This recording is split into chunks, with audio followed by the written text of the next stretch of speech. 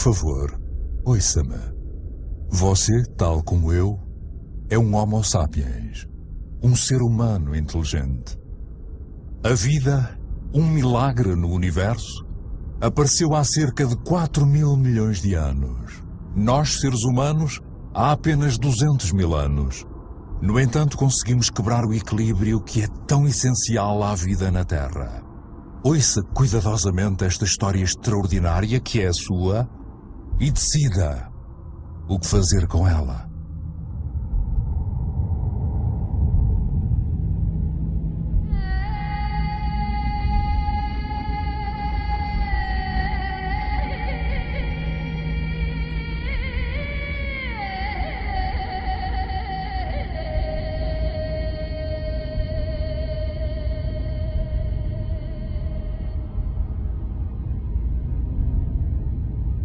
Estes são vestígios das nossas origens. No início, o nosso planeta não era mais do que um caos de fogo, formado no rasto de uma estrela, o Sol. Uma nuvem de partículas de pó aglutinadas, semelhante a tantas outras aglomerações do universo. Mas foi aqui que se deu o milagre da vida.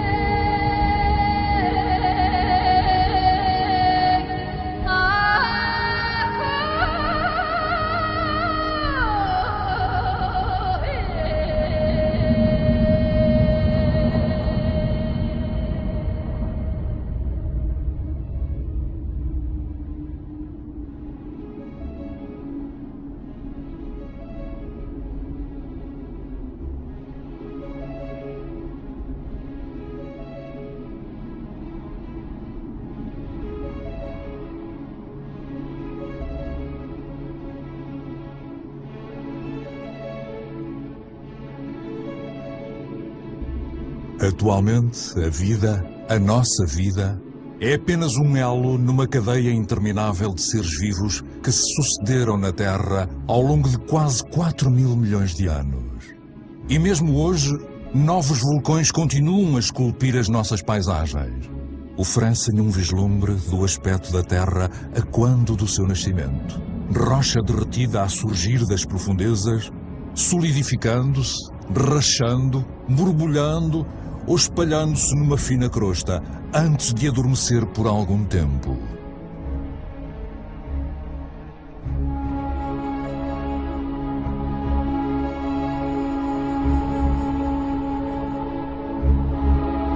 Estas espirais de fumo que saem a rodopiar das entranhas da Terra são um testemunho da sua atmosfera original.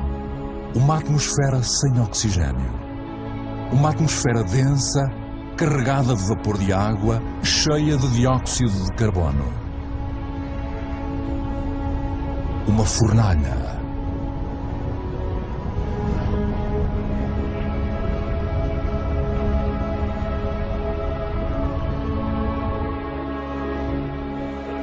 Mas um futuro excepcional, oferecido pela água, aguardava a Terra. À distância ideal do Sol, nem muito longe, nem muito perto, a Terra conseguiu conservar a água na sua forma líquida. O vapor de água condensou e caiu torrencialmente sobre a Terra. E apareceram os rios.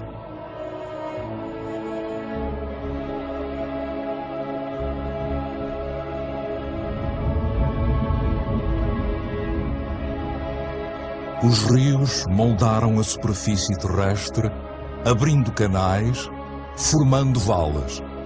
Correram em direção aos locais mais baixos do globo para formarem os oceanos. Arrastaram minerais das rochas e gradualmente a água doce dos oceanos foi ficando carregada de sal.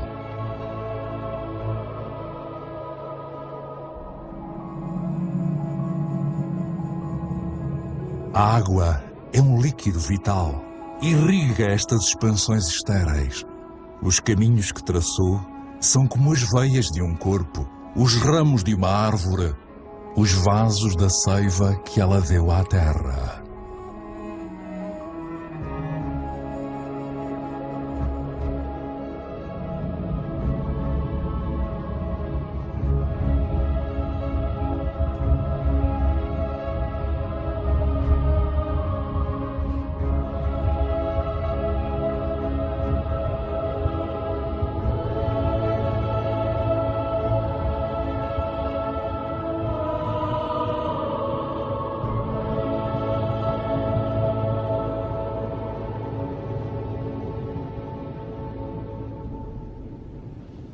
Quase 4 mil milhões de anos depois, algures na Terra, ainda podemos encontrar estas obras de arte deixadas pelas cinzas dos vulcões, misturadas com a água dos glaciares da Islândia.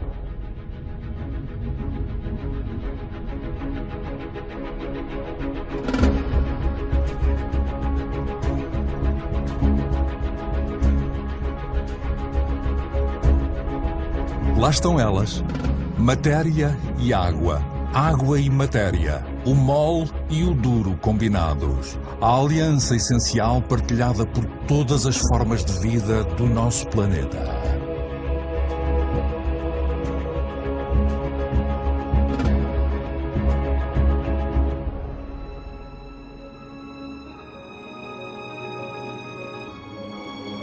Os minerais e os metais são ainda mais antigos do que a Terra.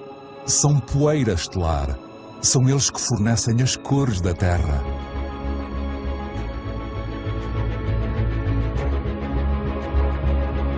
O vermelho do ferro, o negro do carbono, o azul do cobre, o amarelo do enxofre.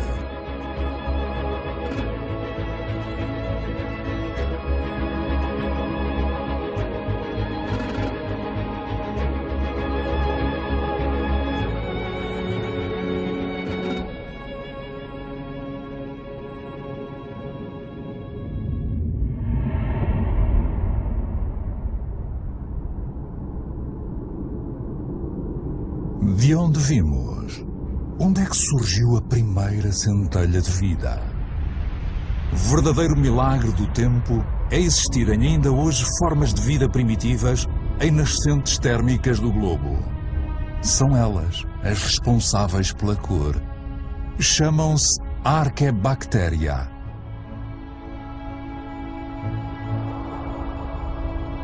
Alimentam-se todas do calor da Terra.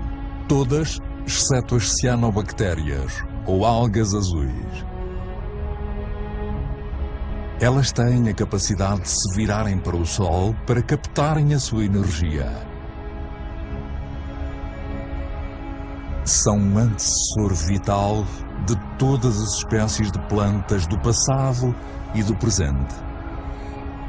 Estas pequenas bactérias e os seus milhares de milhões de descendentes mudaram o destino do nosso planeta. Elas transformaram a sua atmosfera.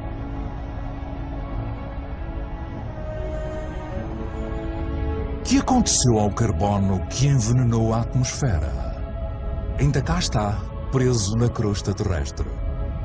Não há local em que se possa ler melhor este capítulo da história da Terra do que as paredes do Grand Canyon, no Colorado. Elas revelam cerca de 2 mil milhões de anos de história da Terra. Há muito tempo, o Grand Canyon era um mar habitado por micro-organismos. Estes criaram conchas usando o carbono da atmosfera dissolvido no oceano. Quando morreram, as conchas afundaram-se e acumularam-se no fundo do mar. Estes estratos são o resultado desses bilhões e bilhões de conchas.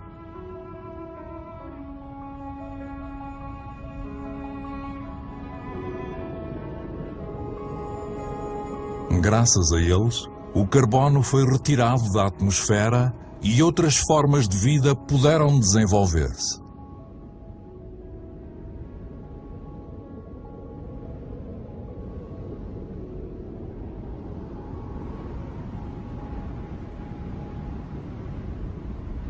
Foi a vida que alterou a atmosfera. As plantas alimentam-se da energia do Sol, o que lhes permite separar as moléculas da água e absorver o oxigênio. e o oxigênio encheu o ar.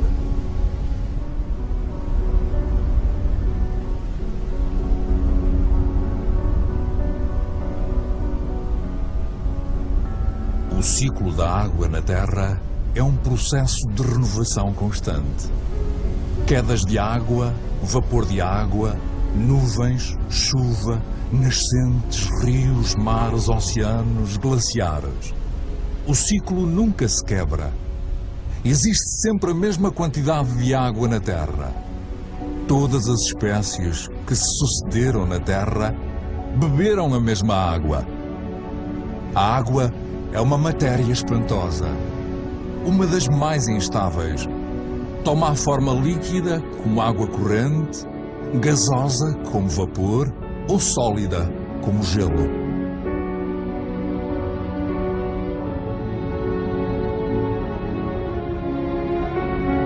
Na Sibéria, a superfície gelada dos lagos no inverno contém vestígios das forças que a água liberta quando gela.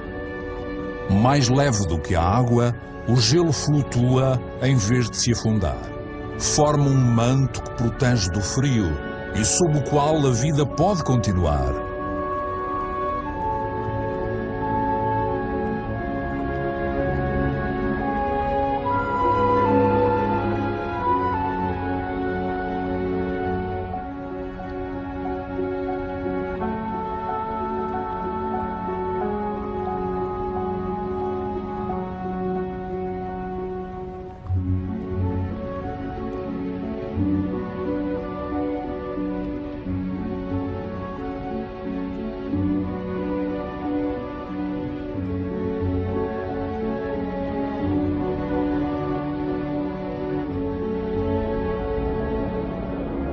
O motor da vida é a interligação.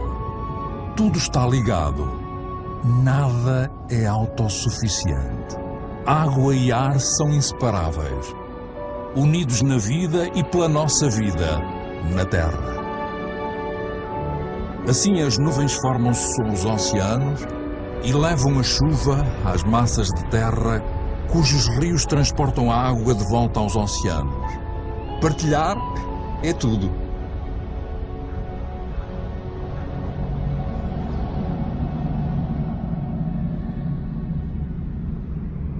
O verde que se expande a espreitar por entre as nuvens é a fonte do oxigênio no ar.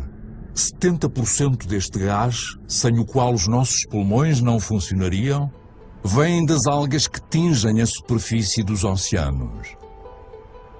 O nosso planeta depende de um equilíbrio em que todos os seres têm um papel a desempenhar e só existem através da existência de outro ser. Uma harmonia frágil e subtil que facilmente pode ser quebrada. Desta forma, os corais nascem do casamento entre algas e conchas. A grande barreira de coral na costa da Austrália estende-se ao longo de mais de 350 mil quilómetros quadrados e é o lar de 1.500 espécies de peixes, 4.000 espécies de moluscos e 400 espécies de corais. O equilíbrio de todos os oceanos depende destes corais.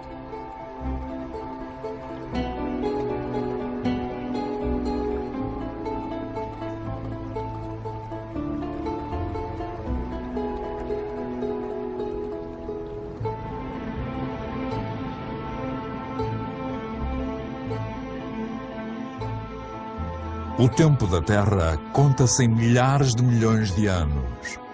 Ela demorou mais de 4.000 milhões de anos a criar as árvores. Na cadeia das espécies, as árvores são um pináculo, uma escultura viva e perfeita. As árvores desafiam a gravidade, são o único elemento natural em perpétuo movimento em direção ao céu. Crescem tranquilamente voltadas para o sol, que lhes alimenta a folhagem.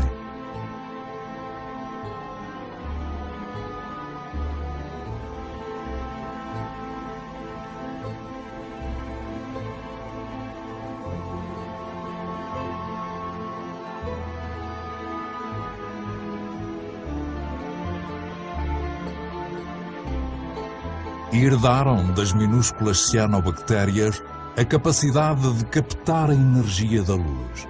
Armazenam-na e alimentam-se dela, transformando-a em madeira e folhas, que depois se decompõem numa mistura de água, minerais, vegetais e matéria viva. E assim, gradualmente, os solos, indispensáveis à vida, vão-se formando.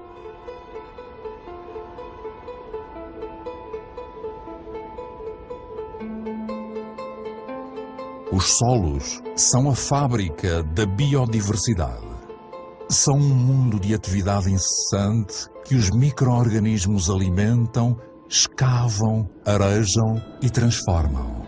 Eles fabricam o humus, a camada fértil a que está ligada toda a vida em terra.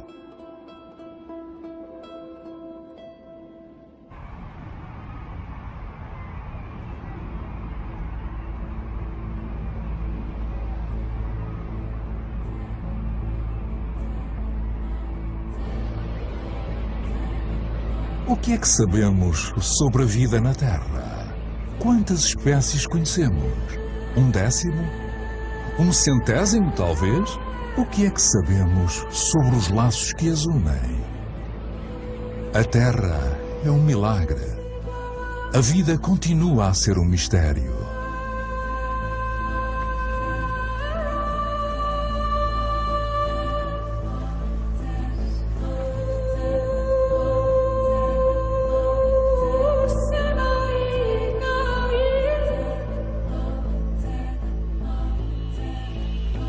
Formaram-se famílias de animais, unidas por hábitos e rituais que sobrevivem até à atualidade.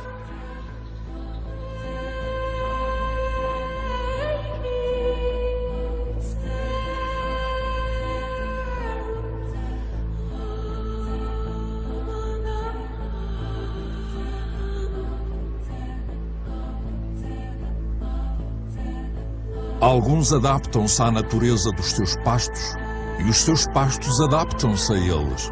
E ambos ficam a ganhar. O animal sacia a fome, as árvores podem voltar a florir.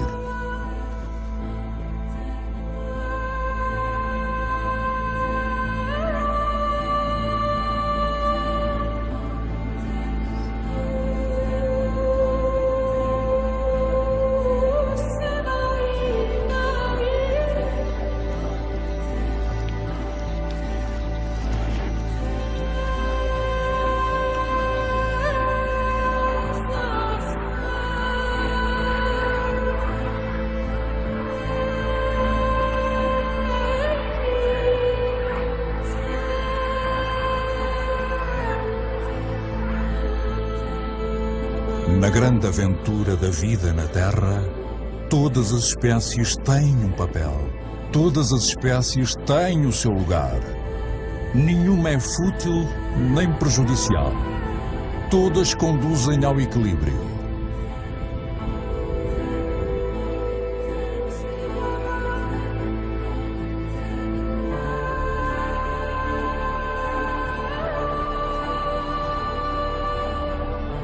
E é aí que você, Homo sapiens, humano inteligente, entra na história. Você beneficia de um fabuloso legado com 4.000 milhões de anos deixado pela Terra.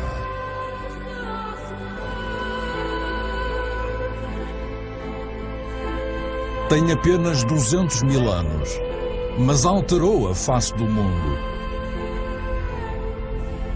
Apesar da sua vulnerabilidade, apoderou-se de todos os habitats e conquistou fatias de território como nenhuma outra espécie antes.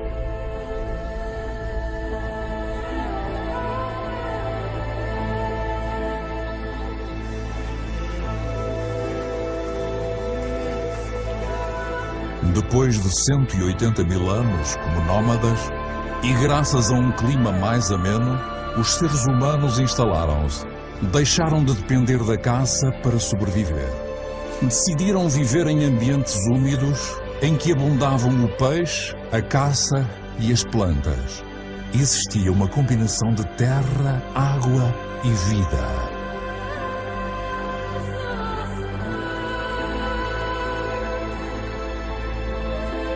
O gênio humano inspirou-os a construir canoas, uma invenção que abriu novos horizontes e transformou os seres humanos em navegadores.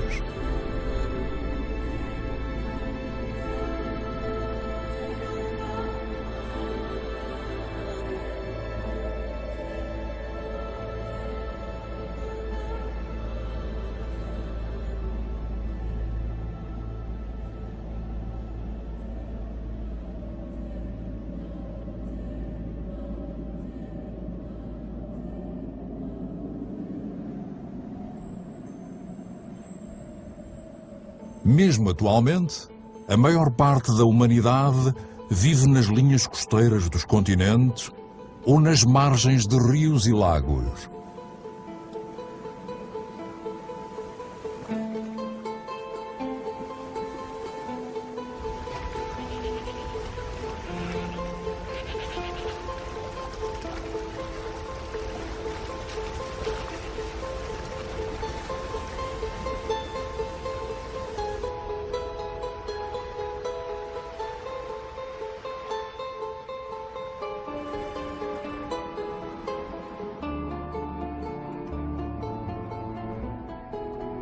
As primeiras cidades cresceram há menos de 6.000 anos. Foi um salto considerável na história humana. Por que cidades? Porque permitiram que os seres humanos se defendessem com mais facilidade. Estes tornaram-se seres sociais, reunindo-se, partilhando conhecimentos e utensílios, fundindo as suas semelhanças e diferenças. Tornaram-se, numa palavra, civilizados.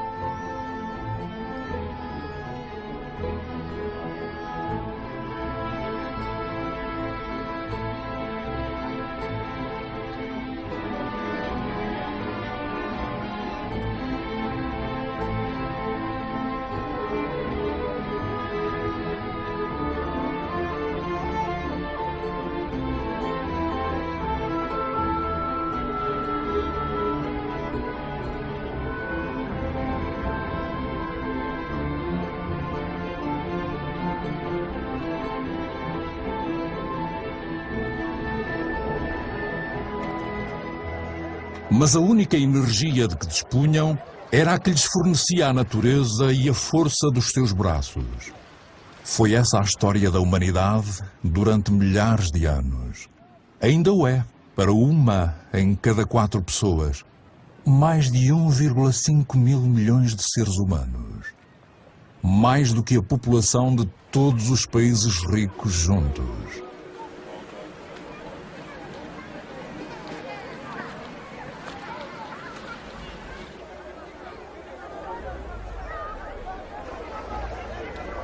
Retirar da Terra apenas o estritamente necessário. Durante muito tempo, a relação entre os humanos e o planeta foi equilibrada. Durante muito tempo, a economia parecia uma aliança natural e equitativa.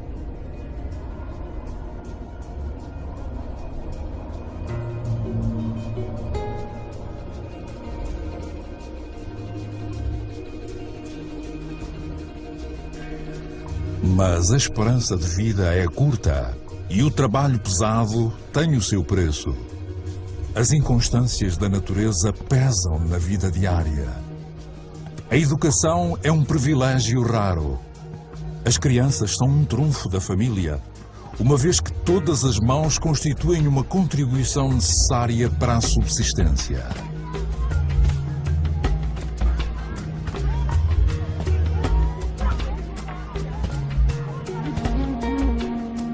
A terra alimenta as pessoas, veste-as e fornece-lhes tudo aquilo de que necessitam diariamente. Tudo vem da terra.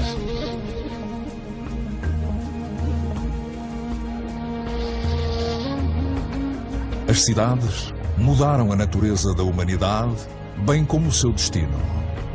O agricultor tornou-se artesão, comerciante ou vendedor ambulante.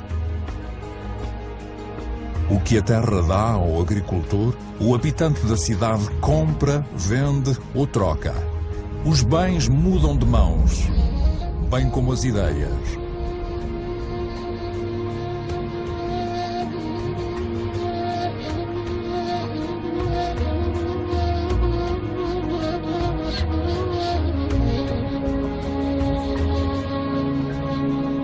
A genialidade da humanidade é ter mantido sempre a noção da sua fraqueza. Os seres humanos tentaram alargar as fronteiras do seu território, mas conheciam os seus limites. A energia física e a força com que a natureza não os dotou encontraram-nas nos animais que domesticaram para os servirem.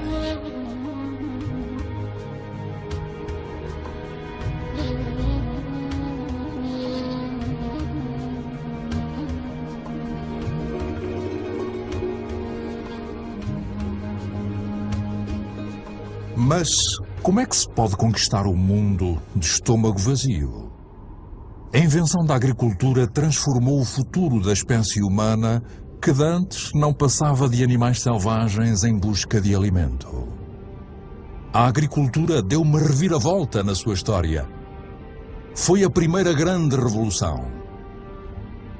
Desenvolvida há cerca de 8 a 10 mil anos, mudou a sua relação com a natureza.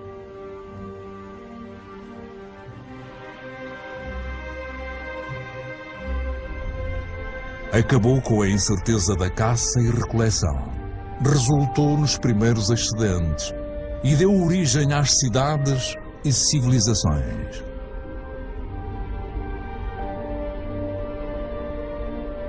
Os humanos controlaram a energia de certas espécies de animais e plantas para fins agrícolas, acabando por extrair daí benefícios. A lembrança de milhares de anos a procurar comida desvaneceu-se. Aprenderam a adaptar os cereais, que são o fermento da vida, a diferentes solos e climas. Aprenderam a aumentar a produção e a multiplicar a variedade.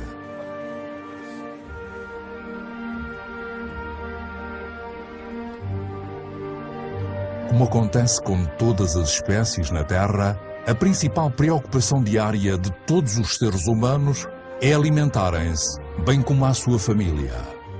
Quando o solo é menos generoso e a água escasseia, os humanos despendem esforços prodigiosos para deixar, nos quantos hectares áridos, a marca do seu trabalho.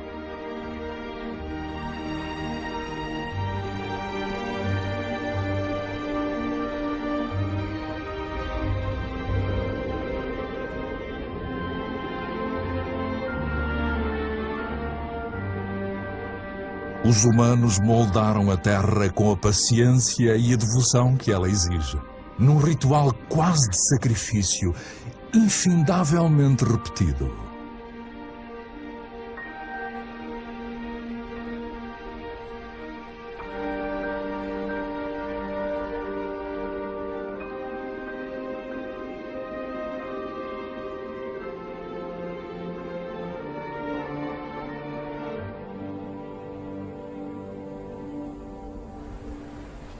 A agricultura continua a ser a ocupação mais espalhada do mundo. Metade dos seres humanos trabalha o solo. Mais de 3/4 fazem-no manualmente. A agricultura é uma tradição cujo trabalho duro passa de geração em geração, com suor e sacrifício, porque, para a humanidade, é uma questão de sobrevivência. Mas depois de despender da força braçal durante tanto tempo, a humanidade descobriu uma forma de chegar à energia enterrada nas profundezas da Terra. Estas chamas também são de plantas, uma bolsa de luz do Sol, energia pura, a energia do Sol, captada por milhões de plantas durante mais de 100 milhões de anos. É carvão, é gás e, sobretudo, petróleo.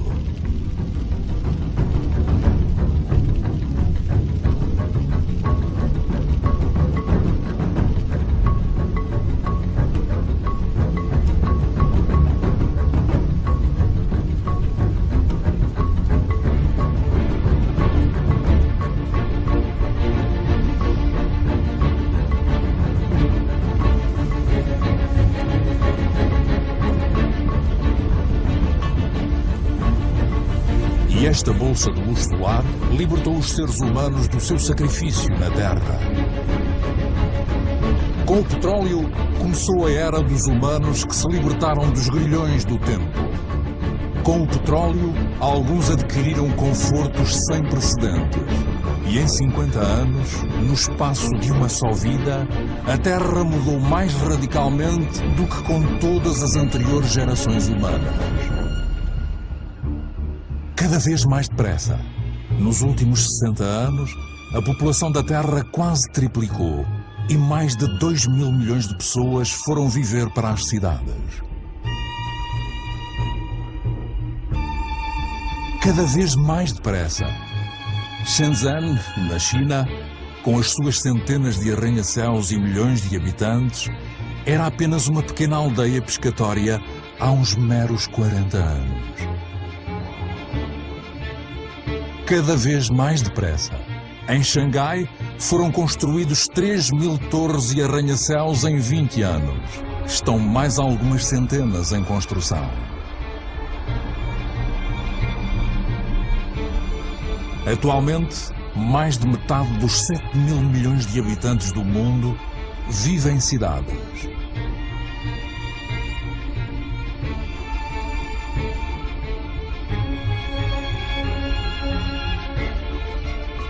Nova Iorque, a primeira megalópole do mundo, é o símbolo da exploração da energia que a Terra fornece à genialidade humana. A mão de obra de milhões de imigrantes, a energia do carvão, o poder desenfreado do petróleo.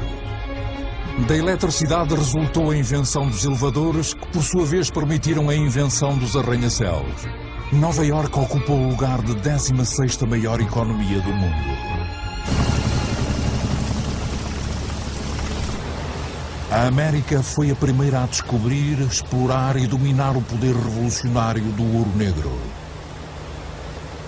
Com a sua ajuda, um país de agricultores tornou-se um país de industriais agrícolas. As máquinas substituíram o homem. 1 litro de petróleo gera tanta energia como 100 pares de mãos em 24 horas. Mas a nível mundial, apenas 3% dos agricultores já usaram um trator. Apesar disso, o seu rendimento domina o planeta. Nos Estados Unidos, já só restam 3 milhões de agricultores. Estes produzem os cereais necessários para alimentar 2 mil milhões de pessoas. Mas a maior parte desses cereais não é usada para alimentar pessoas. Aqui e em todas as outras nações industrializadas, são transformados em ração para gado ou biocombustíveis.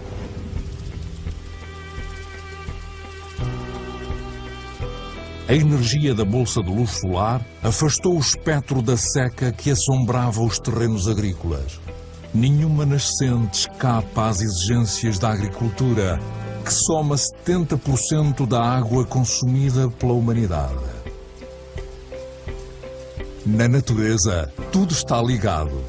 A expansão dos terrenos cultivados e as culturas únicas encorajaram o desenvolvimento de parasitas. Os pesticidas, outro presente da revolução petroquímica, exterminaram-nos. As más colheitas e a fome tornaram-se uma recordação distante. A maior dor de cabeça passou a ser o que fazer com os excedentes gerados pela agricultura moderna.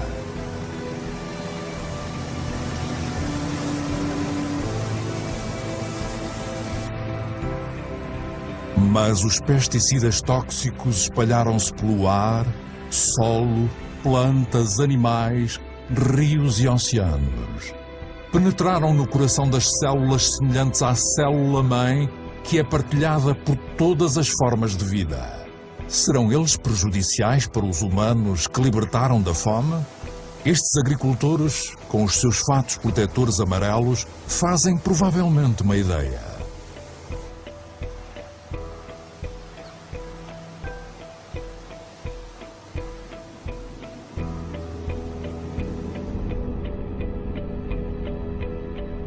A nova agricultura aboliu a dependência dos solos e das estações do ano. Os fertilizantes originaram resultados sem precedentes em pedaços de terra até então ignorados.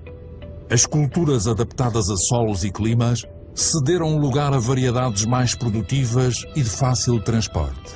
E assim, no último século, 3/4 das variedades desenvolvidas pelos agricultores ao longo de milhares de anos desapareceram. Tão longe quanto a vista alcança, fertilizante por baixo, plástico por cima, as estufas de Almeria, em Espanha, são a horta da Europa.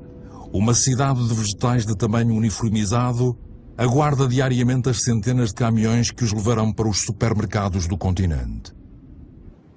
Quanto mais um país se desenvolve, mais carne os seus habitantes consomem. Como é que a crescente procura global pode ser satisfeita sem recorrermos a uma pecuária que se assemelha a campos de concentração? Cada vez mais depressa, como o ciclo de vida do gado, que pode nunca chegar a ver um prado. Produzir carne mais depressa que o animal tornou-se uma rotina cotidiana.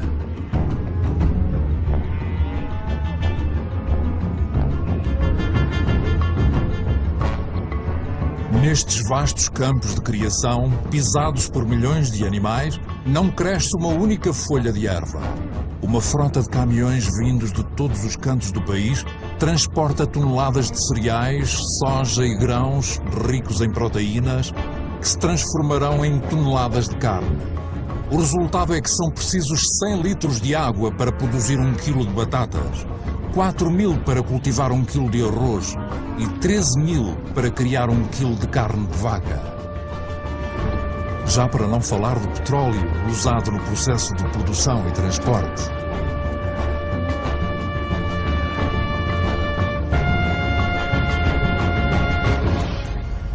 A nossa agricultura tornou-se dependente do petróleo. Alimenta o dobro dos humanos à face da terra, mas substituiu a diversidade pela normalização. Ofereceu a muitos comodidades com as quais nem sonhávamos, mas que tornam a nossa vida completamente dependente do petróleo. Esta é a nova medida do tempo. O relógio do mundo funciona agora ao ritmo destas máquinas infatigáveis, que perfuram até à bolsa de luz solar. A sua regularidade tranquiliza-nos. O mais pequeno soluço lança a desordem. Todo o planeta está atento aos metrónomos das nossas esperanças e ilusões. As mesmas esperanças e ilusões que proliferam juntamente com as nossas necessidades, desejos cada vez mais insaciáveis e prodigalidade. Sabemos que o fim do petróleo barato está iminente, mas recusamo-nos a acreditar. Para muitos de nós, o sonho americano é personificado por um nome lendário: Los Angeles. Nesta cidade que se estende por 100 km, o número de carros é quase equivalente ao número de habitantes.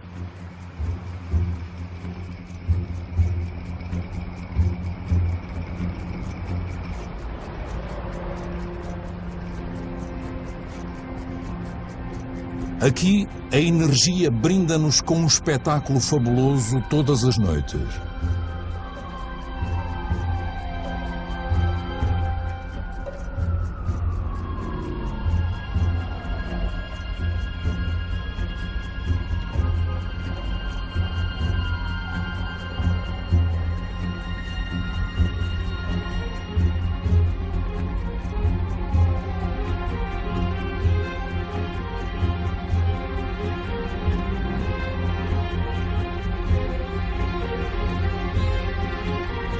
Os dias parecem não ser mais do que o pálido reflexo das noites que transformam a cidade num céu estrelado, cada vez mais depressa. As distâncias já não são medidas em quilómetros, mas sim em minutos. O automóvel dá forma a novas periferias, onde cada casa é um castelo, a uma distância segura dos centros urbanos asfixiantes, e onde fileiras organizadas de casas se amontoam em redor de ruas sem saída. O modelo de alguns países sortudos tornou-se o sonho universal preconizado por televisões espalhadas pelo mundo inteiro. Até aqui, em Pequim, esse sonho foi clonado, copiado e reproduzido nestas casas formatadas que fizeram com que os pagodes desaparecessem do mapa.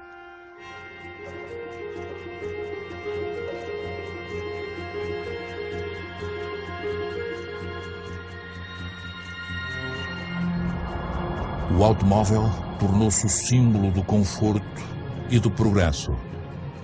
Se este modelo fosse seguido por todas as sociedades, o planeta não teria 900 milhões de veículos, como acontece hoje, mas sim 5 mil milhões.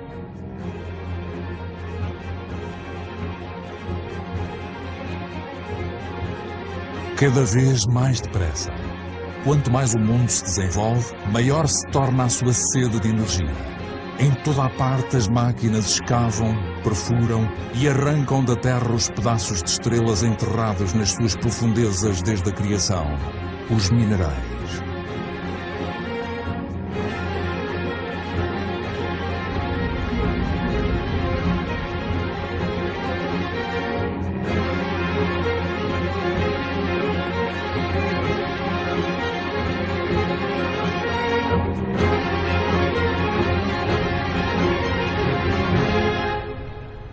Nos próximos 20 anos, será extraído mais minério da Terra do que em toda a história da humanidade.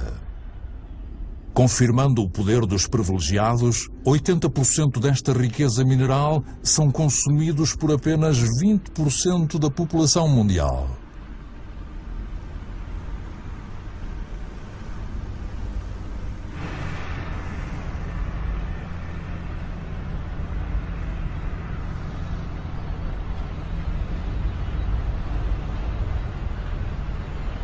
Antes do final deste século, a extração excessiva de minério terá esgotado quase todas as reservas do planeta.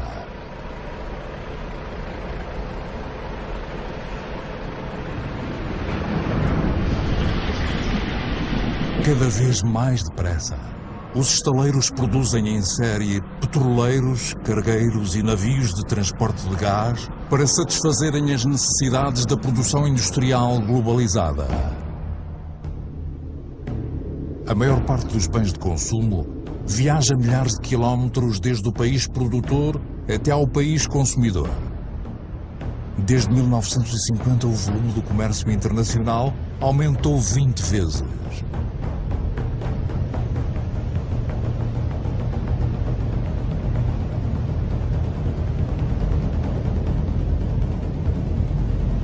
,90% do comércio são feitos por via marítima. São transportados 500 milhões de contentores todos os anos, com destino aos maiores centros de consumo do mundo, como o Dubai. O Dubai é um dos maiores locais de construção do mundo, um país onde o impossível se torna possível. Construir ilhas artificiais no mar, por exemplo.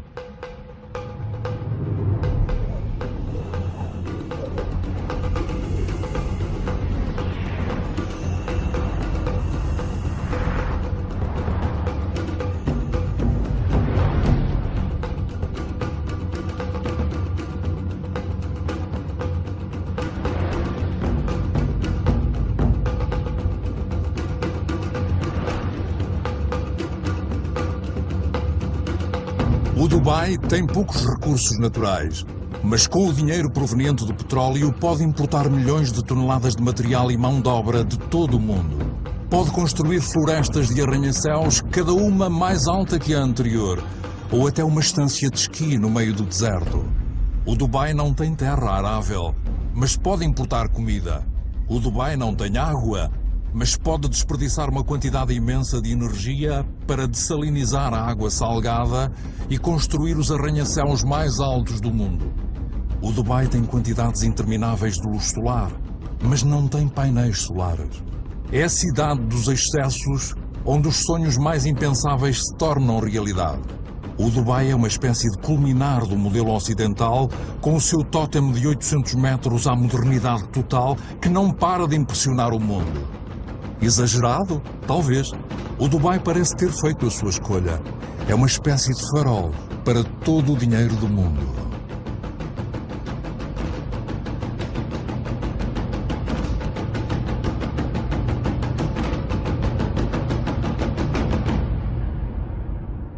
Nada parece mais distante da natureza do que o Dubai. Apesar de nada depender mais da natureza do que o Dubai. A cidade apenas segue o modelo dos países ricos. ainda não percebemos que estamos a esgotar o que a natureza nos oferece.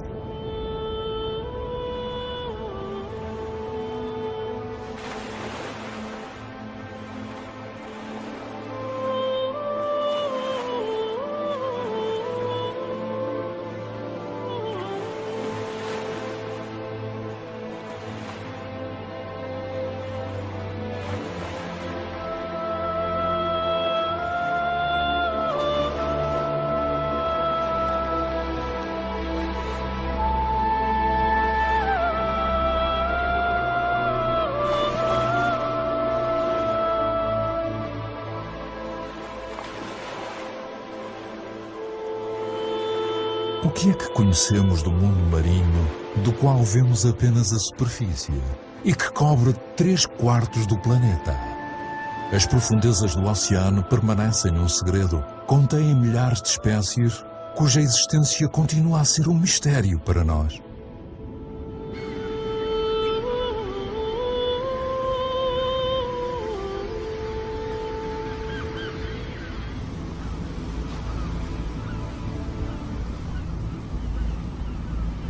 Desde 1950, a captura de peixe quintuplicou, de 18 para 100 milhões de toneladas métricas por ano. Milhares de navios-fábrica estão a esvaziar os oceanos.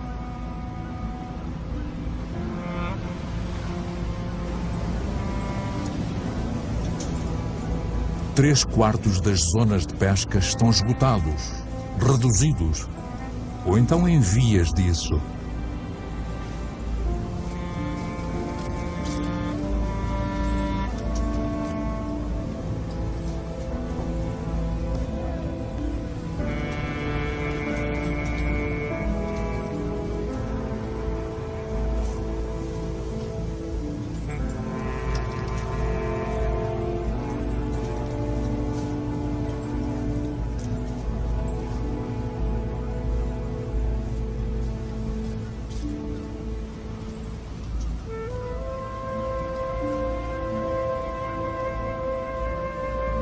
A maior parte dos peixes grandes deixou de existir, uma vez que não tem tempo para se reproduzir. Estamos a destruir o ciclo da vida que nos foi oferecida.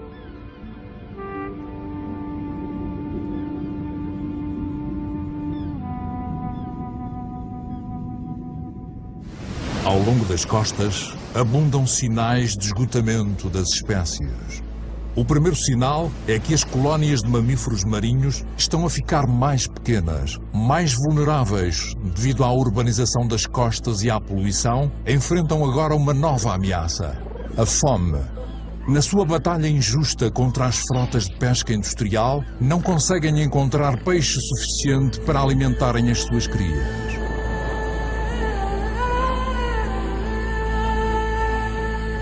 O segundo sinal é que as aves marinhas têm de vencer distâncias cada vez maiores para encontrarem comida.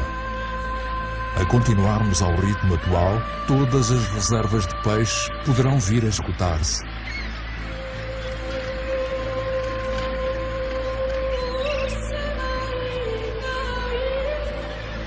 Em Dakar, a tradicional pesca com rede teve o seu auge nos anos de abundância. Mas hoje, as reservas de peixe são limitadas.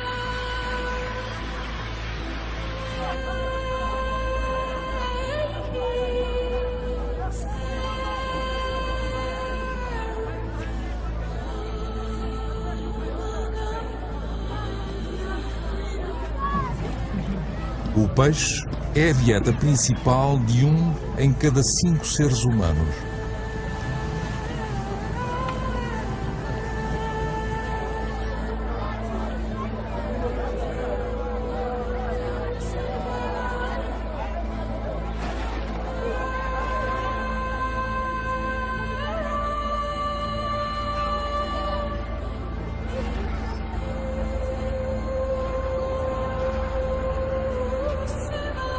Será que conseguimos imaginar o inconcebível? Barcos abandonados? Mares desprovidos de peixe?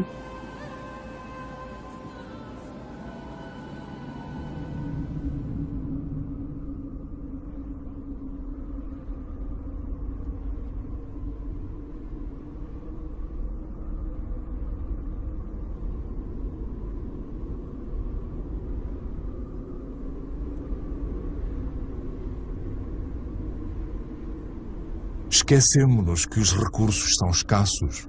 500 milhões de humanos vivem nas zonas desertas do planeta, mais do que a população total da Europa. Eles sabem qual o valor da água, sabem como usá-la de forma moderada. Aqui dependem de poços reabastecidos com água fóssil que se acumulou debaixo da terra nos tempos em que chovia nestes desertos há 25 mil anos.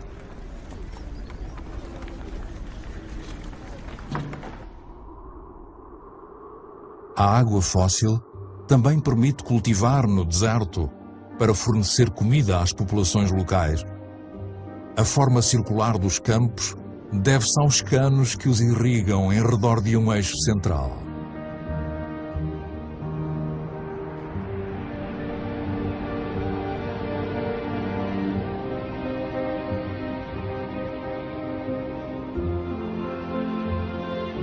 Mas há um preço elevado a pagar. A água fóssil é um recurso não renovável.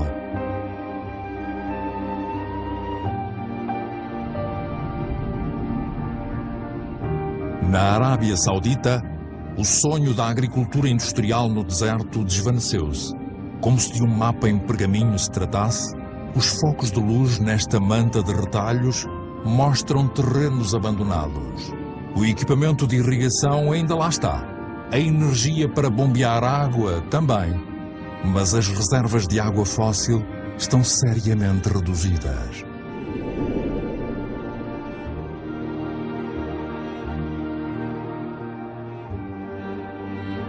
Israel transformou o deserto em terra arável. Embora estas estufas sejam atualmente irrigadas gota a gota, o consumo de água continua a aumentar, juntamente com as exportações.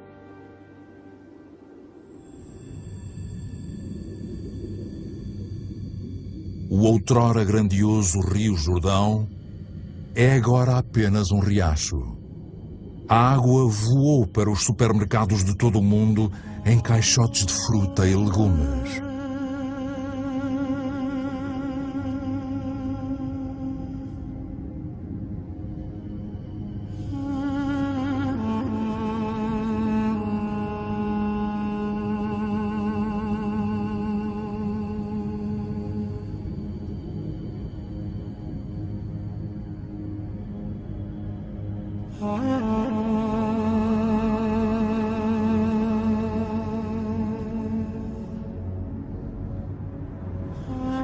Do outro lado do planeta, 1 em cada 10 grandes rios já não desagua no mar durante vários meses do ano.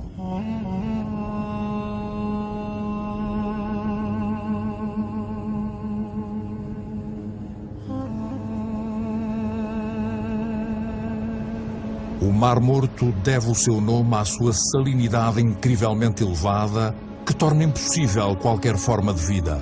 Privado da água do Jordão, o seu nível desce mais de 1 metro por ano. A salinidade está a aumentar.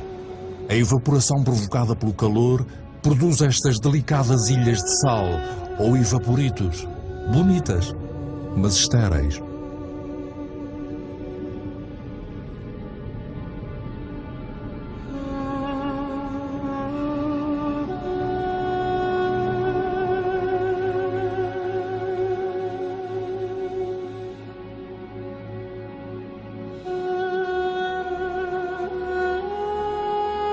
No Rajastão, na Índia, Udaipur é um milagre da água. A cidade tornou-se possível devido a um sistema de diques e canais que criaram um lago artificial. A água seria tão preciosa para os seus arquitetos ao ponto de lhe dedicarem um palácio?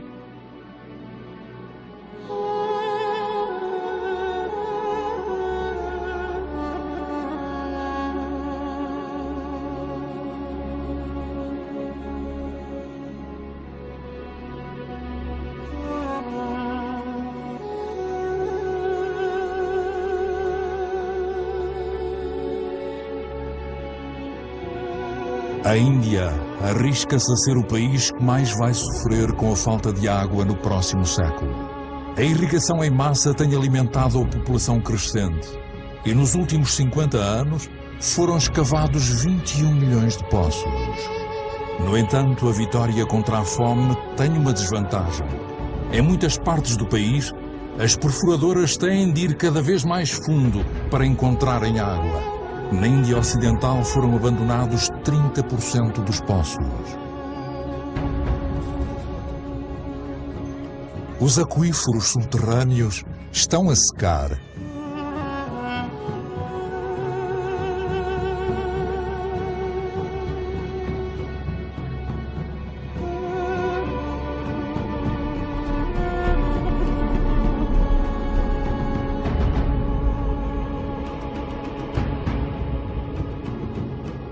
Enormes depósitos recolhem as chuvas das monções para voltar a encher os aquíferos.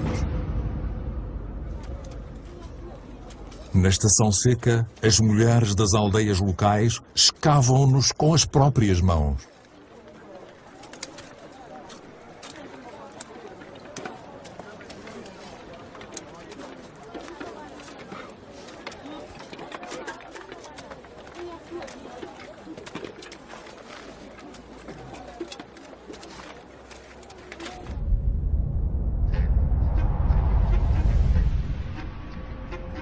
A milhares de quilómetros de distância, são consumidos entre 800 a 1000 litros de água por pessoa todos os dias. Las Vegas foi construída no deserto. Vivem aqui milhões de pessoas e todos os meses chegam mais milhares. Os habitantes de Las Vegas estão entre os maiores consumidores de água do mundo.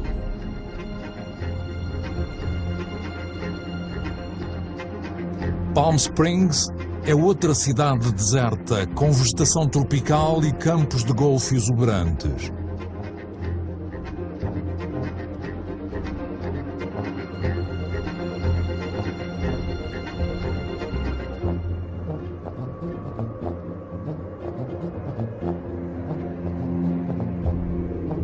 Por quanto tempo é que esta miragem poderá continuar a prosperar?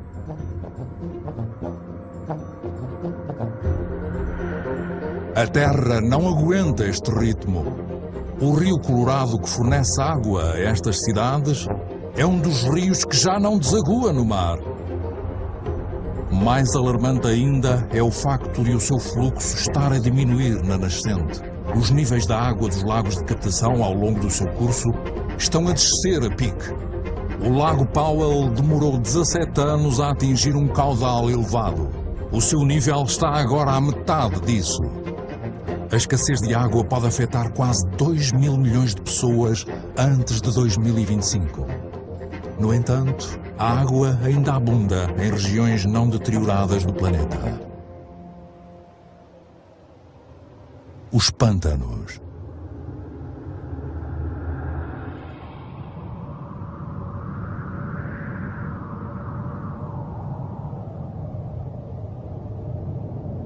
Estes pântanos são cruciais para toda a vida na Terra. Representam 6% do planeta. Os charcos são esponjas que regulam o fluxo da água. Absorvem-na na estação das chuvas e libertam-na na estação seca.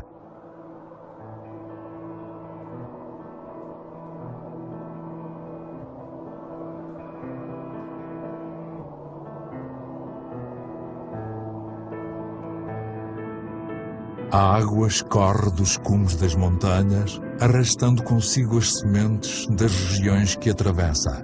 Este processo dá origem a paisagens ímpares, onde a diversidade de espécies é única pela sua riqueza. Por baixo das águas tranquilas, reside uma autêntica fábrica onde a abundância e a diversidade, intimamente ligadas, filtram pacientemente a água e digerem toda a poluição. Os charcos são ambientes indispensáveis para a regeneração e purificação da água.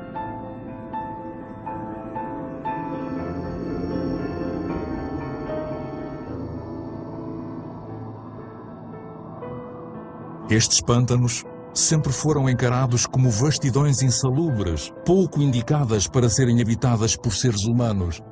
Na nossa corrida para conquistar mais terra, reclamámo-los como pasto para o nosso gado, ou como terra para a agricultura ou construção.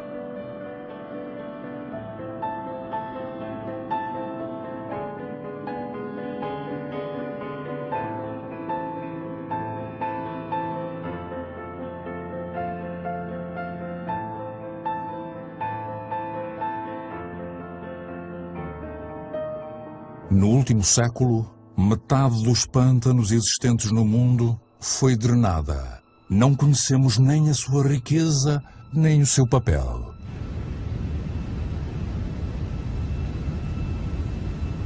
Toda a matéria viva está ligada. A água, o ar, o solo, as árvores. A magia do mundo está mesmo à frente dos nossos olhos.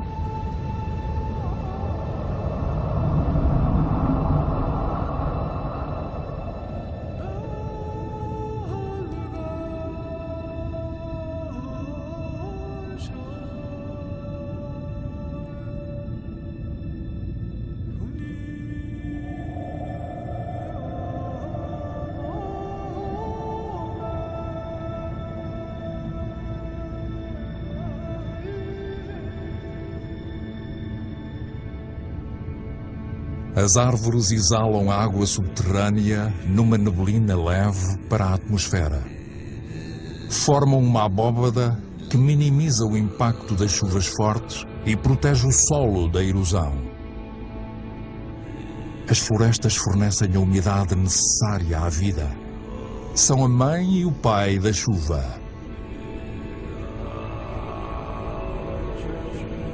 As florestas armazenam carbono que contêm em mais abundância do que toda a atmosfera da Terra. São a pedra angular do equilíbrio climático, do qual todos dependemos.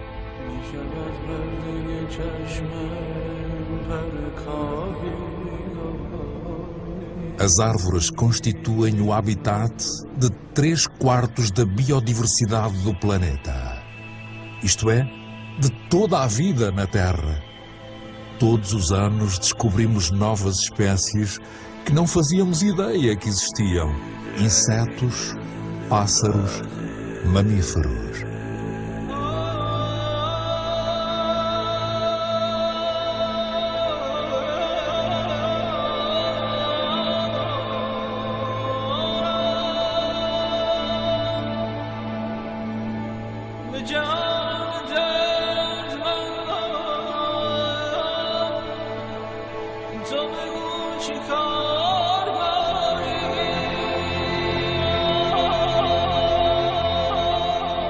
Estas florestas contêm o remédio que nos cura. As substâncias segregadas por estas plantas podem ser reconhecidas pelo nosso organismo.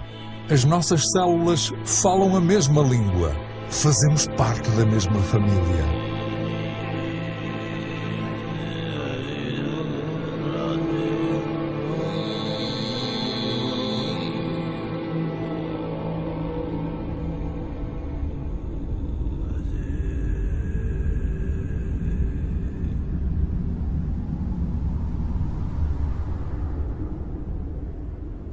Os mangues são florestas que se estendem mar adentro, tal como os recifes de corais são um viveiro dos oceanos.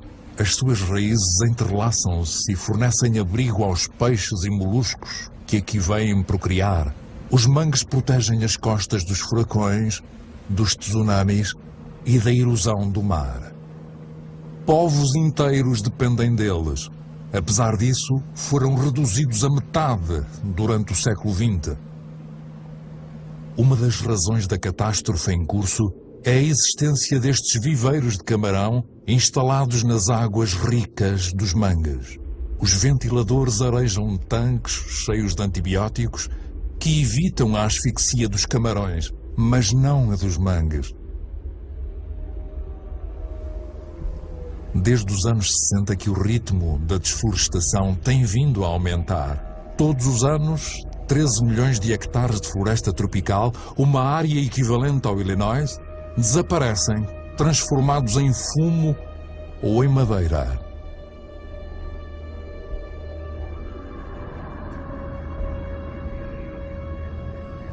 A maior floresta tropical do mundo, a Amazónia, já foi reduzida em 20%.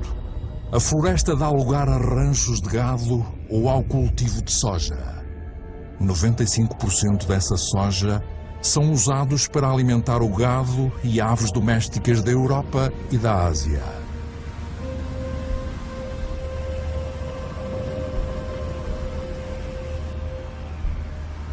E desta forma, a floresta é transformada em carne.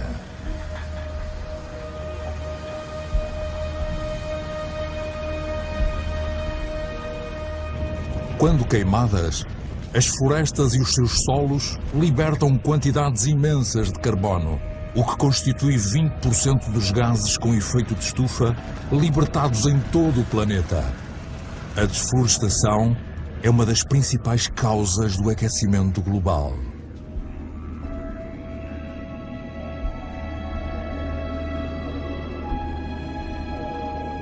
Milhares de espécies desaparecem para sempre. E com elas, quebra-se um dos elos da longa cadeia da evolução.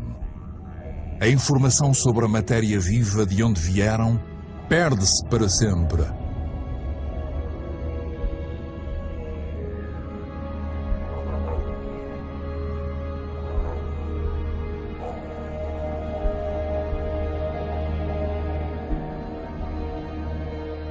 Há apenas 20 anos, o Bornéu, a quarta maior ilha do mundo, estava coberta por uma vasta floresta primitiva.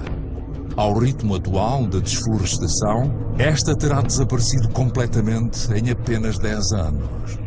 A matéria viva estabelece a interligação entre a água, o ar, a terra e o sol. No Bornéu, esta ligação foi interrompida naquela que era uma das maiores reservas de biodiversidade do mundo.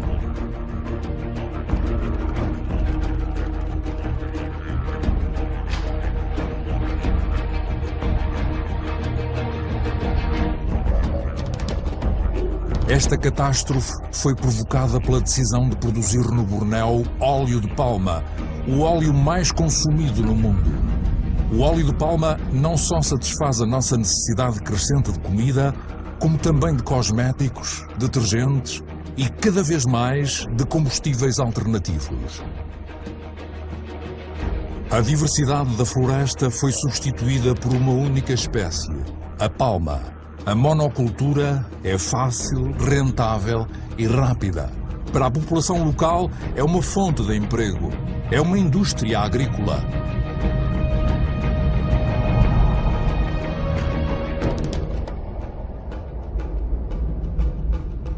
Outro exemplo da desflorestação em massa é o eucalipto. O eucalipto é utilizado para fazer pasta de papel. As plantações crescem cada vez mais, visto que o consumo de papel quintuplicou em apenas 50 anos. A monocultura de árvores está a ganhar terreno em todo o mundo. Mas uma monocultura não é uma floresta. Como a própria definição indica, tem muito pouca diversidade. Uma floresta não substitui outra floresta.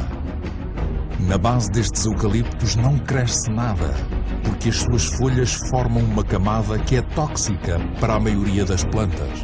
Crescem rapidamente, mas esgotam as reservas de água.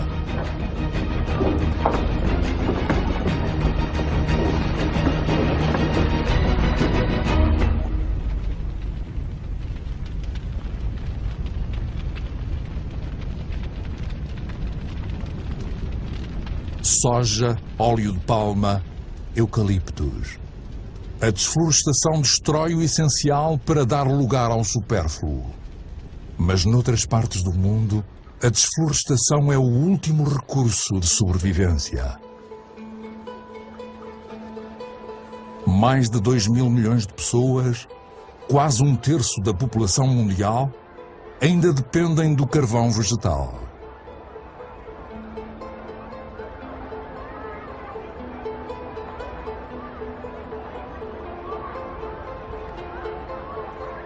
No Haiti, um dos países mais pobres do mundo, o carvão vegetal é um dos principais bens de consumo da população.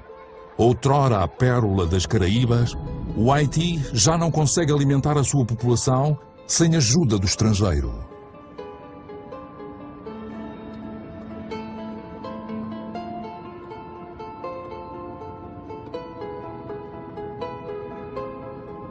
Nas colinas do Haiti restam apenas 2% das florestas. Desnudado, o solo já não absorve a água das chuvas. Sem vegetação e sem raízes para fortalecê-las, nada consegue reter o solo. A água das chuvas arrasta-o encosta abaixo até ao mar. A erosão deteriora a qualidade dos solos, reduzindo a sua adequação para a agricultura. Em algumas partes de Madagascar, a erosão é espetacular. Encostas inteiras ostentam golpes profundos com centenas de metros de largura.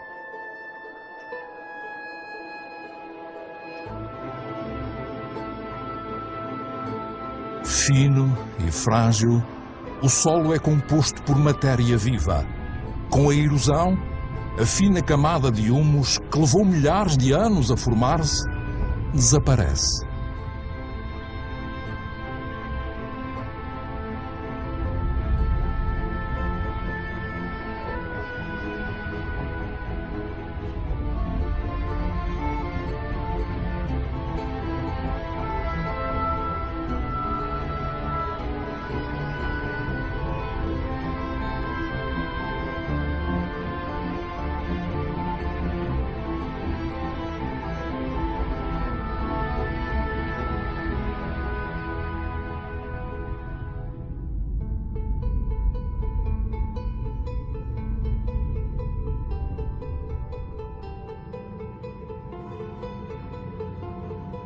Esta teoria da história dos Rapa Nui, os habitantes da Ilha da Páscoa, talvez nos dê que pensar.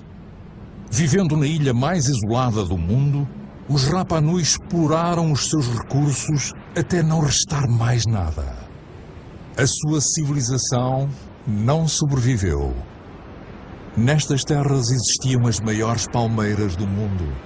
Essas palmeiras desapareceram. Os Rapa Nui cortaram-nas para obterem madeira. Tiveram então de enfrentar a erosão generalizada do solo. Os Rapa Nui já não podiam pescar. Já não havia árvores para construir canoas. E, no entanto, os Rapa Nui foram uma das civilizações mais brilhantes do Pacífico.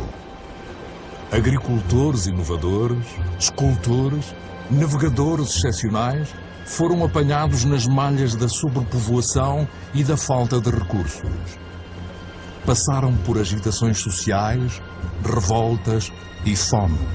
Muitos não sobreviveram ao cataclismo.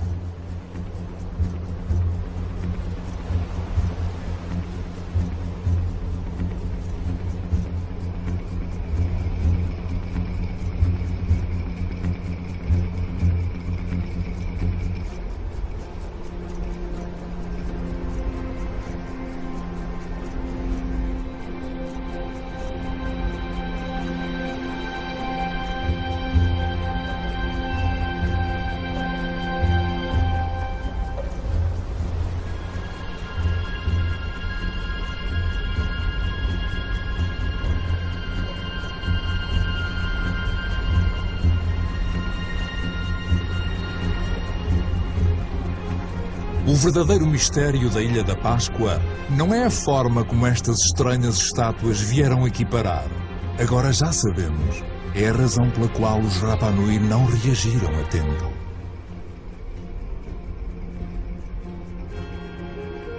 É apenas uma de várias teorias, mas tem particular relevância para nós nos dias que correm. Desde os anos 50 que a população mundial quase triplicou.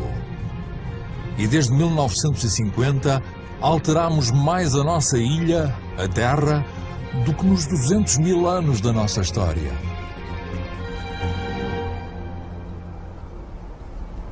A Nigéria é o maior exportador de petróleo de África. Contudo, 70% da sua população vivem abaixo do limiar da pobreza. A riqueza está lá, mas os habitantes do país não têm acesso a ela. O mesmo acontece no resto do planeta. metade da população pobre do mundo vive em países ricos em recursos.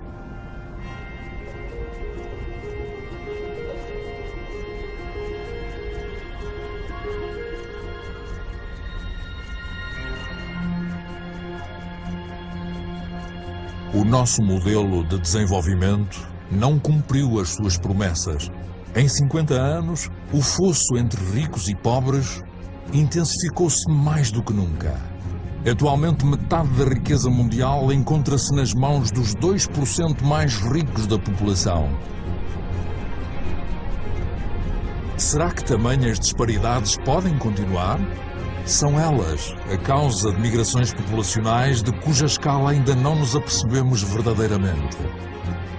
A cidade de Lagos tinha 700 mil habitantes em 1960. Esse número terá aumentado para 16 milhões em 2025. Lagos é uma das megalópodes com uma das maiores taxas de crescimento do mundo. Os recém-chegados são maioritariamente camponeses que foram obrigados a abandonar as suas terras por razões económicas ou demográficas ou devido à diminuição dos recursos. Este é um tipo de crescimento urbano radicalmente novo, motivado pela necessidade de sobreviver e não de prosperar. Todas as semanas, mais de 1 milhão de pessoas é somado às populações das cidades mundiais.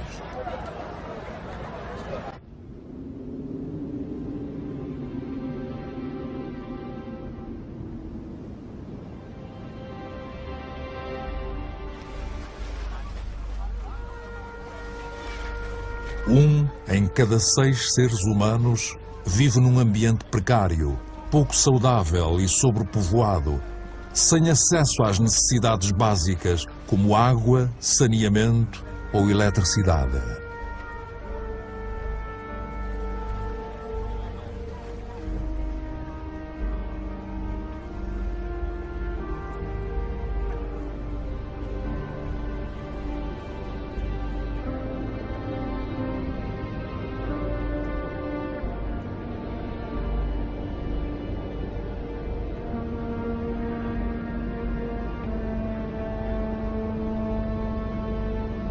A fome alastra de novo, afeta quase 1.000 milhões de pessoas.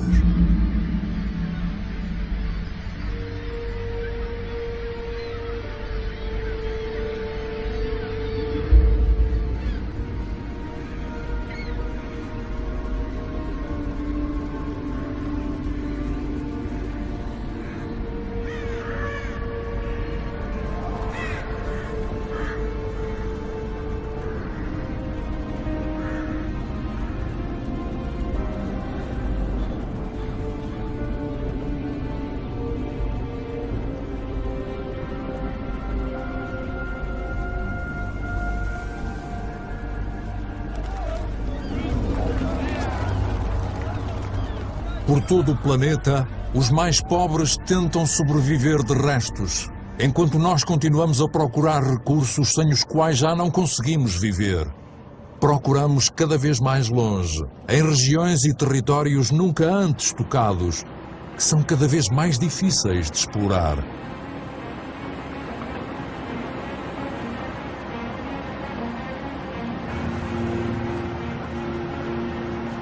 Não estamos a mudar o nosso modelo. O petróleo pode acabar? Ainda podemos extrair petróleo das areias asfálticas do Canadá. Os maiores caminhões do mundo podem transportar milhares de toneladas de areia. O processo para aquecer e separar o betume da areia requer milhões de metros cúbicos de água. São necessárias quantidades colossais de energia. A poluição é catastrófica. Ao que parece, a prioridade mais urgente é aproveitar cada bolsa de luz solar.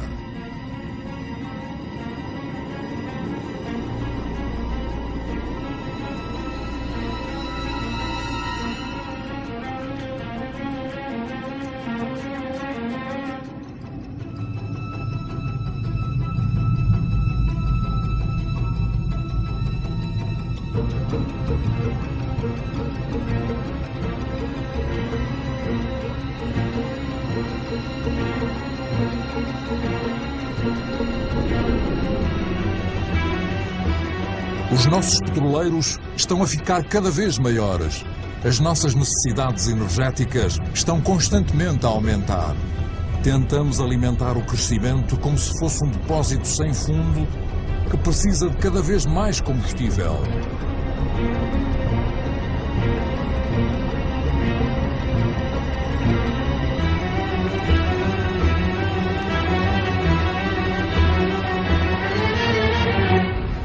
Tudo se prende com o carbono. Daqui a algumas décadas, o carbono que fez com que a nossa atmosfera se tornasse uma fornalha e que a natureza absorveu ao longo de milhões de anos, permitindo o desenvolvimento da vida, terá sido libertado em grande medida. A atmosfera está a aquecer. Há alguns anos, seria inconcebível encontrar aqui um barco. Os transportes, a indústria, a desflorestação, a agricultura. As nossas atividades libertam quantidades enormes de dióxido de carbono. Sem nos apercebermos, molécula a molécula, perturbamos o equilíbrio climático da Terra. Todos os olhos estão postos nos polos, onde os efeitos do aquecimento global são mais visíveis. Está a acontecer depressa, muito depressa. A passagem noroeste que liga a América, a Europa e a Ásia através do polo está a abrir-se. A calota de gelo do Ártico está a derreter. Com o efeito do aquecimento global, a calota de gelo perdeu 40% da sua espessura em 40 anos. A sua área de superfície diminui todos os anos no verão. Pode desaparecer antes de 2030. Algumas previsões avançam até 2015. Em breve, estas águas estarão sem gelo durante vários meses por ano, no verão.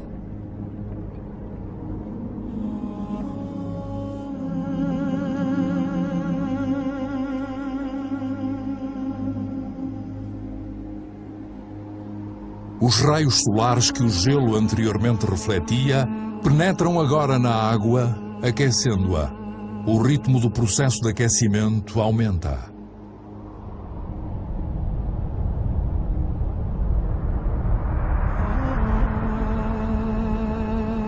Este gelo contém os arquivos do nosso planeta.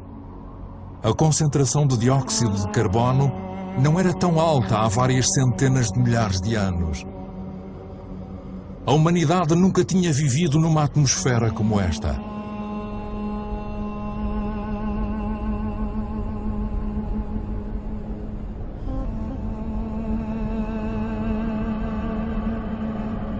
Estará a exploração excessiva dos recursos a ameaçar a vida de todas as espécies? As alterações climáticas acentuam a ameaça.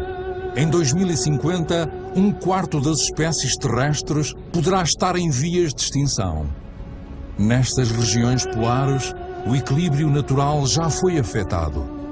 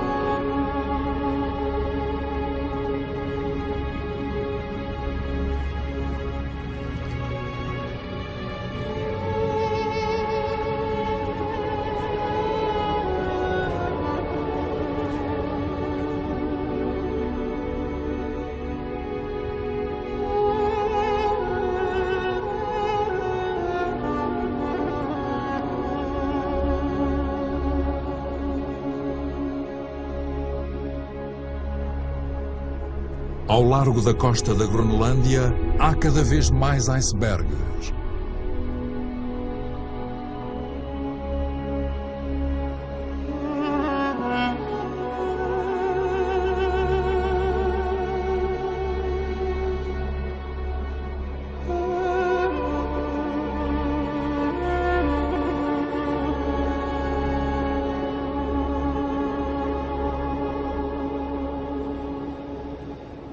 Em redor do Polo Norte, a calota polar perdeu 30% da sua área de superfície em 30 anos. Mas à medida que a Groenlândia se torna mais quente, a água doce de um continente inteiro é escoada para a água salgada dos oceanos. O gelo da Groenlândia contém 20% da água doce de todo o planeta. Se derreter, os níveis da água do mar vão aumentar em cerca de 7 metros.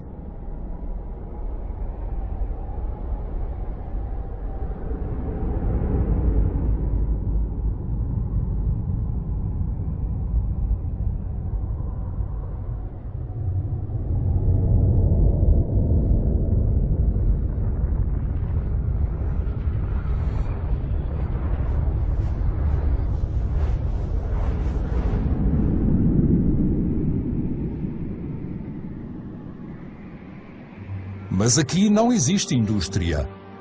O gelo da Groenlândia está a derreter devido aos gases com efeito de estufa emitidos noutras partes do mundo. O nosso ecossistema não tem fronteiras. Onde quer que estejamos, as nossas ações terão repercussões em toda a Terra. A atmosfera do nosso planeta é um todo indivisível. É um bem que partilhamos. Na superfície da Groenlândia começam a surgir lagos. A calota de gelo começa a derreter a uma velocidade que há 10 anos nem os cientistas mais pessimistas previam.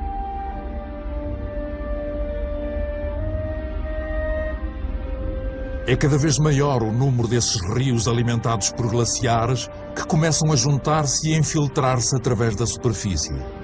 Pensava-se que a água congelaria nas profundezas do gelo, mas não. Ela flui por baixo do gelo, empurrando-o para o mar, onde acaba por se fragmentar em icebergs.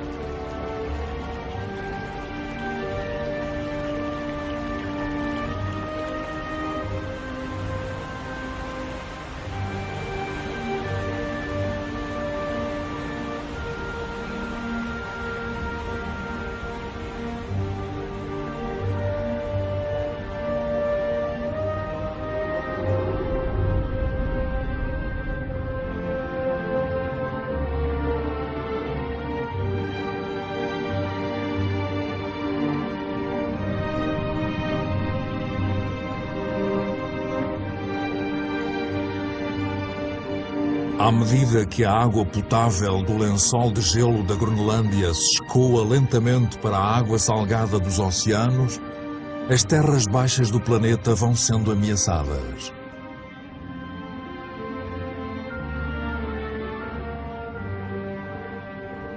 O nível do mar está a subir. A expansão da água devido ao calor causou só no século XX um aumento de 20 centímetros. Tudo se torna instável. Os recifes de corais, por exemplo, são extremamente sensíveis à mínima oscilação da temperatura da água. 30% dos recifes desapareceram. Eles são um elo essencial na cadeia das espécies.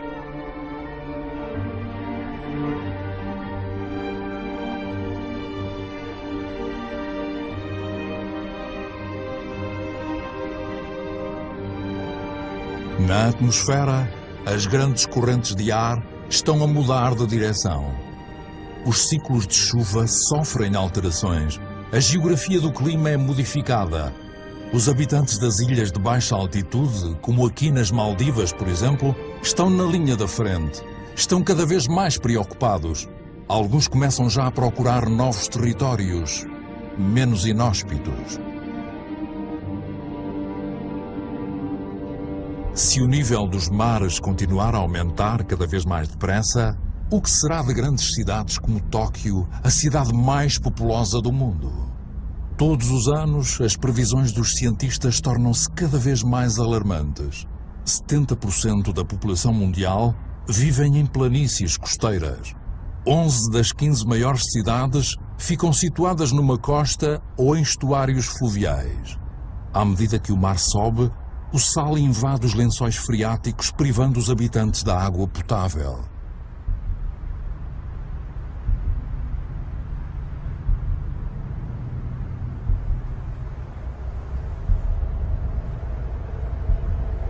Os fenómenos migratórios são inevitáveis. A única incerteza prende-se com a sua escala.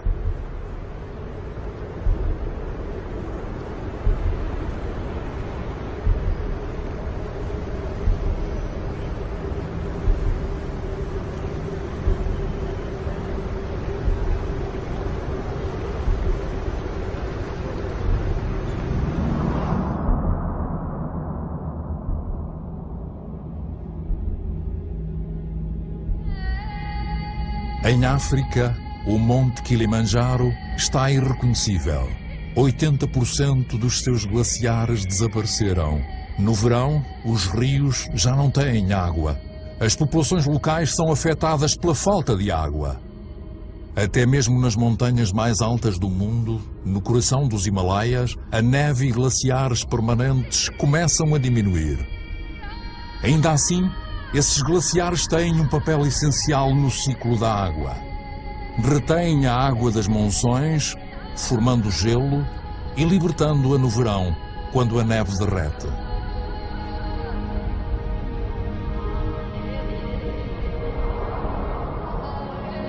Os glaciares dos Himalaias são a fonte de todos os grandes rios asiáticos: o Indo, o Ganges, o Mekong, o Yangtze-Kiang. 2 mil milhões de pessoas dependem deles para poderem beber água e irrigar as suas colheitas, como é o caso do Bangladesh. Situado no delta do Ganges e do Brahmaputra, o Bangladesh é diretamente afetado pelos fenómenos que ocorrem nos Himalaias e pelo aumento do nível do mar. Este é um dos países mais populosos e pobres do mundo. Já está a ser assolado pelo aquecimento global. O impacto combinado das cheias e furacões, cada vez mais dramáticos, pode fazer com que 1/3 da sua massa de terra desapareça. Quando as populações são sujeitas a estes fenómenos devastadores, acabam por se mudar. Os países ricos não serão poupados. As secas estão a afetar todo o planeta. Na Austrália, metade da terra arável já está a ser afetada.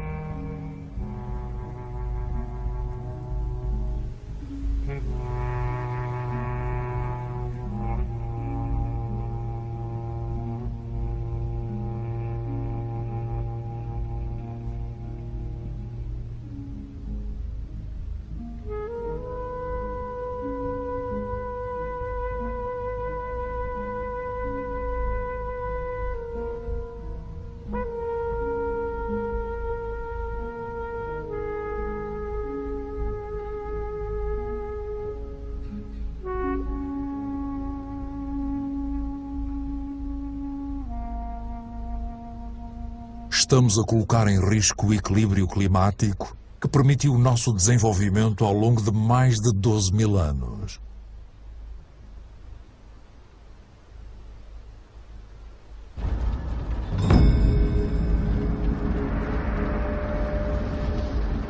Cada vez mais fogos incontroláveis invadem as grandes cidades. Como consequência, agravam o aquecimento global. À medida que as árvores são queimadas, vão libertando dióxido de carbono. O sistema que controla o nosso clima foi severamente lesado. Os elementos nos quais este se baseia foram afetados.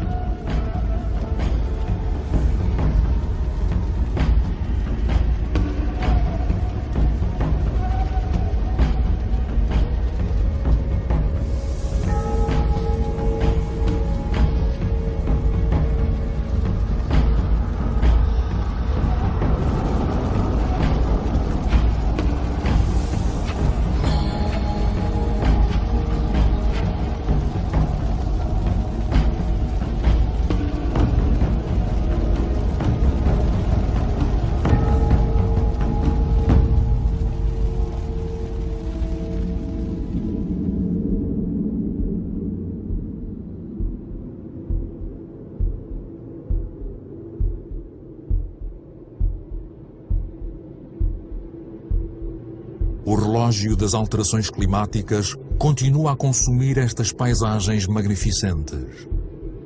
Aqui na Sibéria e noutros locais do globo, faz tanto frio que o solo está constantemente congelado. É conhecido como gelo perpétuo.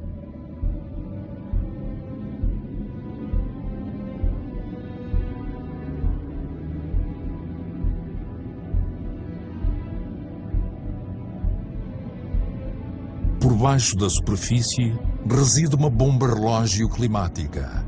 O metano, um gás com efeito de estufa 20 vezes mais poderoso do que o dióxido de carbono. Se o gelo perpétuo derreter, o metano libertado poderá fazer com que o efeito de estufa se torne incontrolável, com consequências que ninguém pode prever. Estaríamos literalmente a pisar território desconhecido.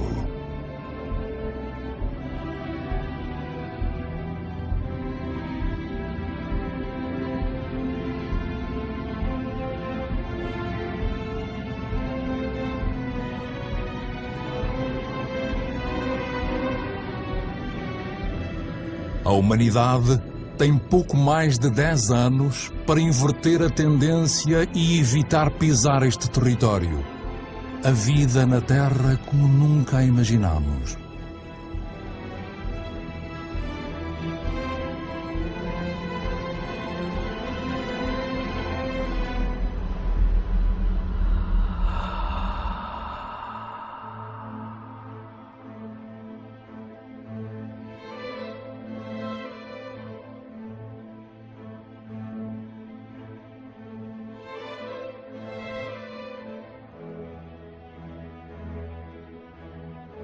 Criamos fenómenos que não podemos controlar, desde a nossa origem, que a água, o ar e as formas de vida se encontram intimamente ligados. Mas recentemente quebramos essa ligação. Vamos enfrentar os factos. Temos de acreditar naquilo que sabemos. Tudo o que temos visto até agora é um reflexo do comportamento humano. Moldamos a Terra à nossa imagem. Temos muito pouco tempo para mudar. Como é que este século pode carregar o fardo de 9 mil milhões de pessoas se nos recusarmos a assumir as responsabilidades daquilo que fizemos sozinhos? 20% da população mundial consomem 80% dos recursos do planeta.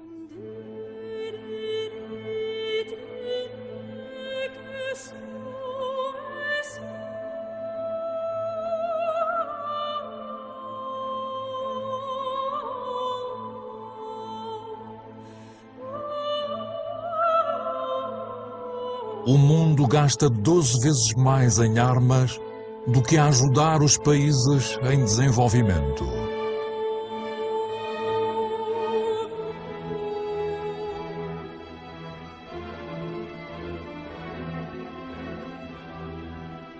Cinco mil pessoas morrem todos os dias devido à poluição da água potável.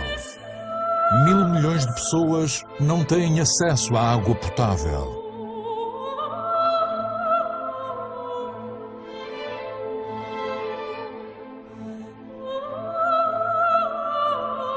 Perto de 1.000 milhões de pessoas estão a morrer à fome.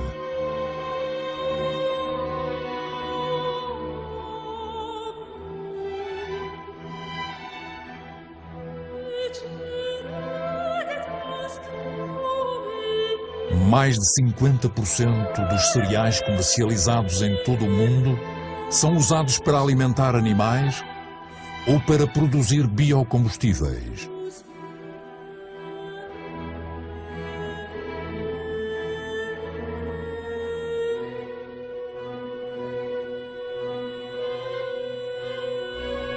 40% da terra arável está degradada.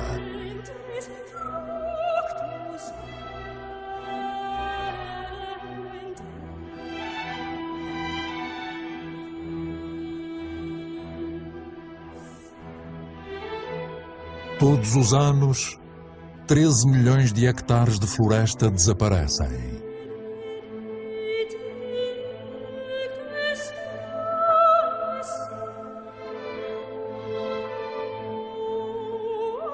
1 em cada 4 mamíferos, 1 em cada 8 aves, 1 em cada 3 anfíbios estão em vias de extinção. As espécies estão a morrer a um ritmo 1000 vezes superior ao ritmo natural.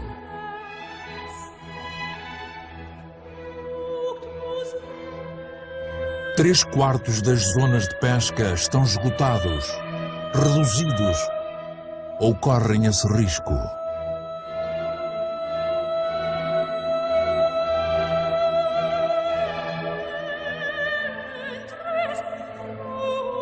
A temperatura média dos últimos 15 anos foi a mais alta de que há registro.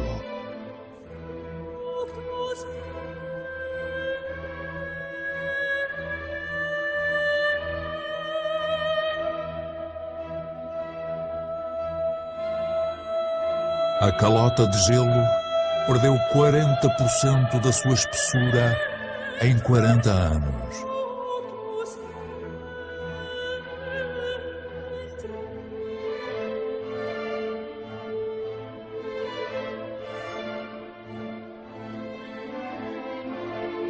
Pode haver no mínimo 200 milhões de refugiados devido ao clima em 2050.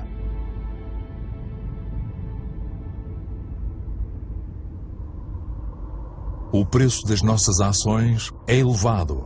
Outros pagam o preço sem terem um envolvimento ativo. Eu já vi campos de refugiados do tamanho de cidades, estendendo-se pelo deserto. Quantos homens, mulheres e crianças serão deixados pelo caminho amanhã?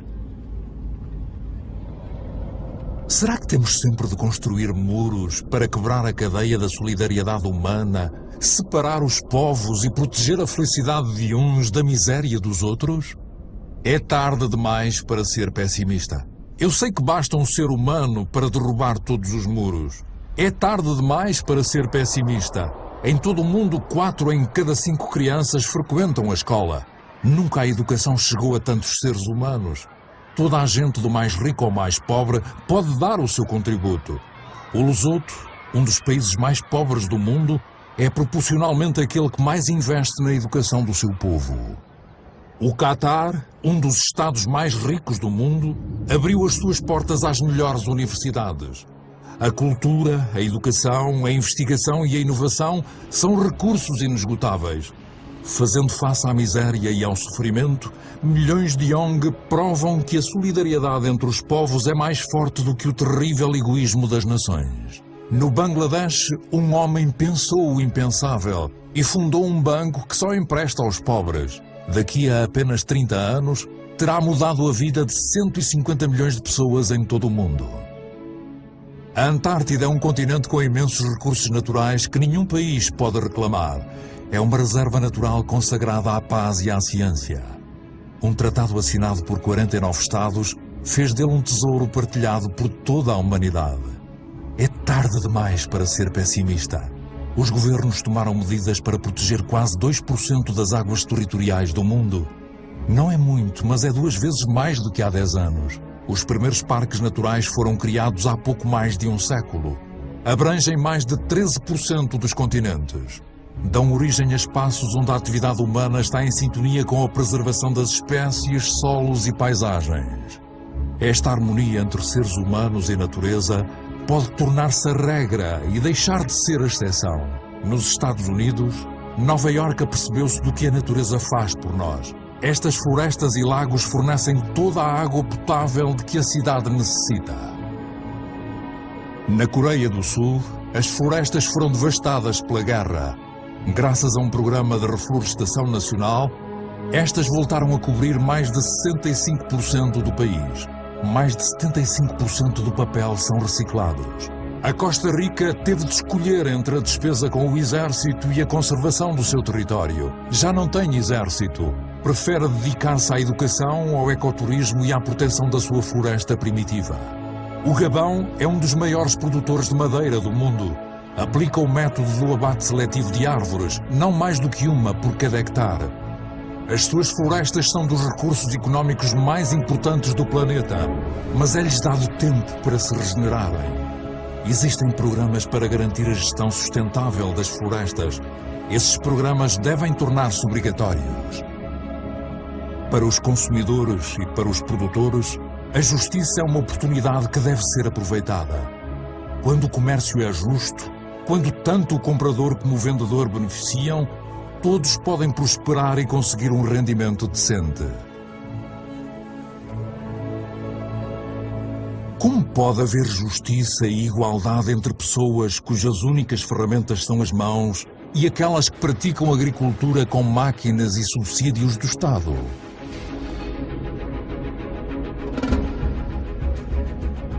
Sejamos responsáveis, consumidores. Temos de pensar naquilo que compramos. É tarde demais para ser pessimista. Eu vi a agricultura à escala humana. Pode alimentar o planeta inteiro se a produção de carne não tirar a comida da boca das pessoas. Já conheci pescadores que cuidam daquilo que pescam e que protegem as riquezas dos oceanos. Já vi casas que produzem a sua própria energia. Há 5.000 pessoas a viver no primeiro bairro amigo do ambiente em Friburgo, na Alemanha. Há outras cidades que fazem parte do mesmo projeto. Mumbai é a 1000ª cidade a juntar-se a ele. Os governos da Nova Zelândia, Islândia, Áustria, Suécia e outros países fizeram do desenvolvimento de fontes de energia renovável a prioridade máxima. Eu sei que 80% da energia que consumimos vem de fontes de energia fósseis. Todas as semanas, só na China, são construídas 2 novas centrais elétricas alimentadas a carvão. Mas também já vi na Dinamarca um protótipo de central alimentada a carvão que liberta o carbono para o solo, em vez de o fazer para o ar. Será uma solução para o futuro? Ainda ninguém sabe. Já vi na Islândia uma central elétrica alimentada pelo calor da terra, a energia geotérmica. Já vi uma cobra do mar a flutuar na arrebentação para absorver a energia das ondas e produzir eletricidade. Já vi parques eólicos ao largo da costa da Dinamarca que produzem 20% da eletricidade do país. Os Estados Unidos, a China, a Índia, a Alemanha e a Espanha são os maiores investidores em energias renováveis. Já criaram mais de 2,5 milhões de empregos. Em que parte da Terra é que não existe vento? Já vi extensões de deserto a torrar ao sol. Tudo na Terra está interligado. E a Terra está ligada ao Sol, a sua fonte de energia original.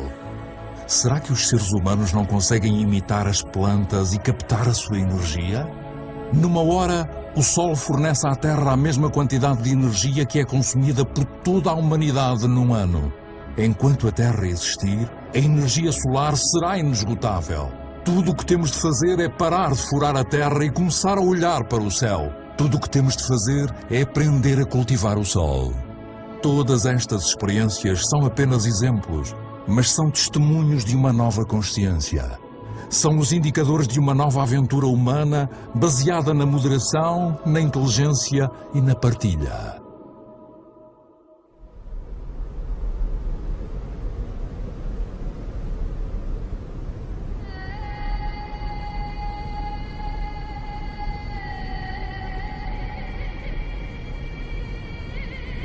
Está na hora de nos unirmos. O importante agora não é aquilo que se foi, mas sim aquilo que resta. Ainda temos metade das florestas do planeta, milhares de rios, lagos e glaciares, e milhares de espécies que prosperam. Nós sabemos que atualmente existem soluções. Todos temos o poder para mudar. Do que estamos à espera?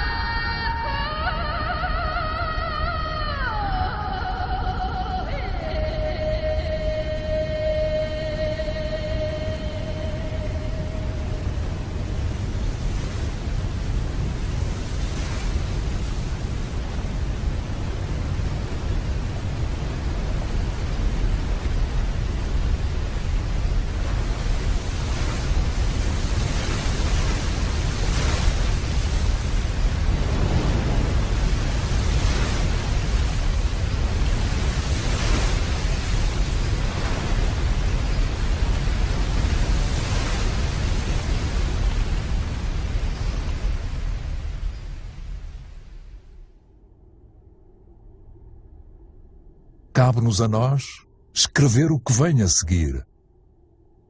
Juntos.